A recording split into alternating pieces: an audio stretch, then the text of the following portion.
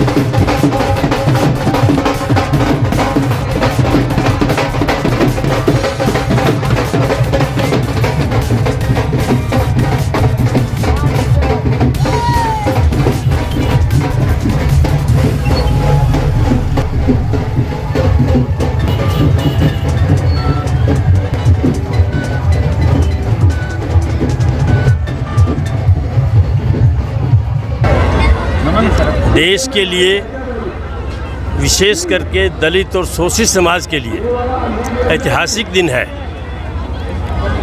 हमारे देश के अंदर दलितों, शोषितों और जो ओबीसी के लोग हैं उनको आगे लाने के लिए, उनके अधिकारों को सुरक्षित करने के लिए, जो सदियों से शोषित रहे हैं, जिनके साथ जानवरों से भी बुरा व्यवहार किया जाता था, उनको बराबरी का अधिकार दिलाने के लिए हमारे देश का संविधान बना है, जो दुनिया के तमाम संविधानों से अनोखा है।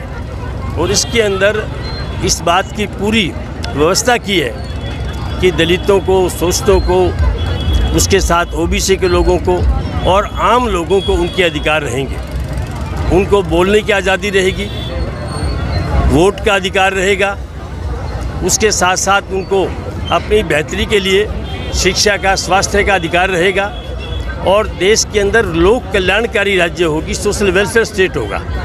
अभी कुछ लोग इस तरह के सत्ता में आए हैं जो ये कह रहे हैं कि हम देश के संविधान को बदलेंगे। हम कहना चाहते हैं कि बाबा साहब अम्बेडकर ने जो संविधान बनाया है, आप बदलने की बात छोड़िए, उसकी तरफ उंगली नहीं करने देंगे। ये हमारा सबसे पवित्र संविधान है और आज के दिन हम इसी बात के लिए इकट्ठे हुए हैं कि दुनिया की उस महान शख्सियत को, जिन्होंने हमारे देश के करोड़ों लोगों को बराबरी का अधिकार दिया था, उनको छीनने नहीं देंगे। आज नौजवान बीजेपी सरकार पे है जी, आपका सीधा एलिगेशन मेरा उन तमाम लोगों पे है जो देश के भाईचारे को तोड़ना चाहते हैं, जो देश के संविधान को बदलना चाहते हैं। हम कह रहे हैं संविधान को बदलना नहीं देंगे, भाईचारे को टूटने नहीं देंगे, और जो उनका सपना था, जो उन्होंने संविधान को बनाया है, उस संविधान की हम रक्षा करेंगे। मैं नहीं कह रहा, देश के चैनल समाचार पत्र बता रहे हैं कि इस चुनाव के दौरान भी कुछ लोग ये कह रहे हैं कि हम संविधान को बदलेंगे, और ये जगजाहिर है हम संविधान को नहीं बदलने देंगे, भाईचारे की रक्षा करेंगे, और उससे ज़्यादा आज बेहतरी की ज़रूरत है। हमारे आरक्षण जो है वो भी खतरे पे है, और कुछ लोग कह रहे हैं कि आरक्षण जो है इसको सीमित करना चाहिए। हम कह रहे हैं इससे समाज में जो बदलाव की उम्मीद थी वो अभी पूरी नहीं हुई है, अभी हमारे बहुत पीछे है। अभी हालात क्या हैं आप देखिए, देश के अंदर जितने बड़े हमारे देश के नौकरशाह हैं, और देश के अंदर खतरा किस बात से है, जो देश से करोड़ों रुपए लेकर के गए हैं, और जो भ्रष्टाचार के जिन पे आरोप चल रहे हैं, उनमें एक भी आदमी दलित का नहीं है, आदिवासियों के नहीं है, और उन बड़े बड़े नौकरशाहों के अंदर बड़े बड़े जो हमारे औद्योगिक घराने हैं, एक भी ओबीसी नहीं है, एक भी दलित नहीं है, और एक भी आदिवासी नहीं है। तो ये विकास किसका हो रहा है? विकास देश के उन चंद घरानों का हो रहा है। और हमारी हालत क्या है? देश के खेत मजदूर और मजदूर हर 45 मिनट में एक आत्महत्या कर रहा है कर्ज के बोझ के नीचे आकर के, हर 20 मिनट में एक किसान आत्महत्या कर रहा है। उनकी संख्या किसकी है?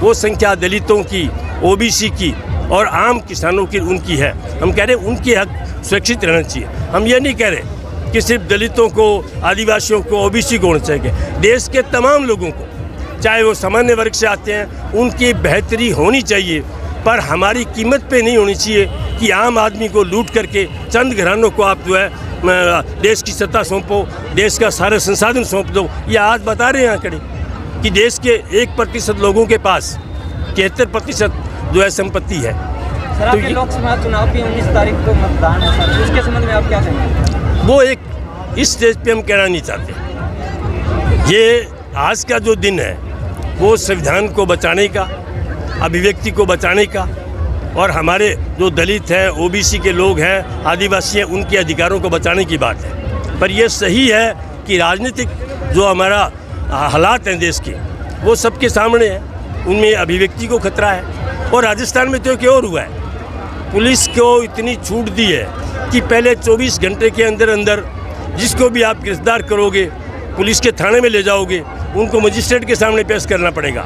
और अभी नई सरकार क्या लेके आई है कि 15 दिन दे दो हमें, और 15 दिन तक कोई उसकी बात नहीं कर सकता। हम कह रहे हैं ये जो संविधान है उसकी आत्मा के साथ, आज तो क्या है, हमारी सारी संविधान में जो आईपीसी उसको बदल रहे हैं, पूरी की पूरी सीआरपीसी को बदल रहे हैं। हम कह रहे हैं बदल दिया उसको। हम कह रहे हैं नहीं, जो संविधान देश के अंदर बाबा साहब अम्बेडकर ने बनाया था उसको बदलने की ज़रूरत नहीं है, उनको बदलने नहीं देंगे। इसी के खिलाफ हमारी लड़ाई है। धन्यवाद सर।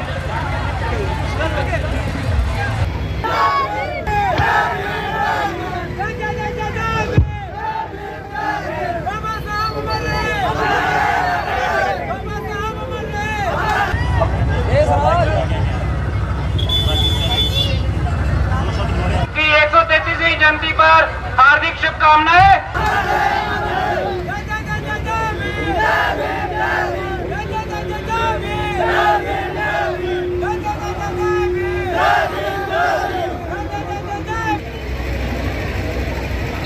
सभी से मेरा निवेदन है कि